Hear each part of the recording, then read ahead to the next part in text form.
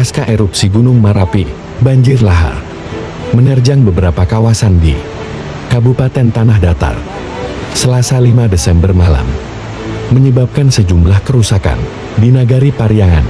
Banjir lahar dingin menghantam lokasi pemandian air panas yang berada di kawasan Masjid Islah. Sementara di Nagari Batu Basah, Kecamatan Pariangan, banjir lahar menghantam masjid dan rumah warga. Sedikit lagi mencapai halaman rumah Nitati. Di kawasan Koto Baranjak, Nagari Baringir, Kecamatan Limokaung, banjir lahar dingin menyebabkan jembatan rusak di kedua sisinya, sehingga tidak bisa dilalui mobil bertona besar.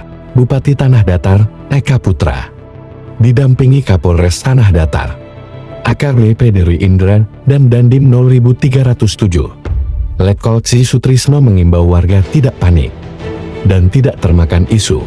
Jangan panik, dengarkan instruksi dari yang berwenang. Jangan termakan isu, apalagi menyebarkan isu yang bisa membuat panik masyarakat, kata Eka Putra ketika meninjau aliran lahar dingin di Nagari Parambahan, Kecamatan Limokaung. Dari pantauan lapangan, debit air meningkat drastis di batang air Sigarumbuang Nagari Baringin dan batang air Lona, Nagari Parambahan.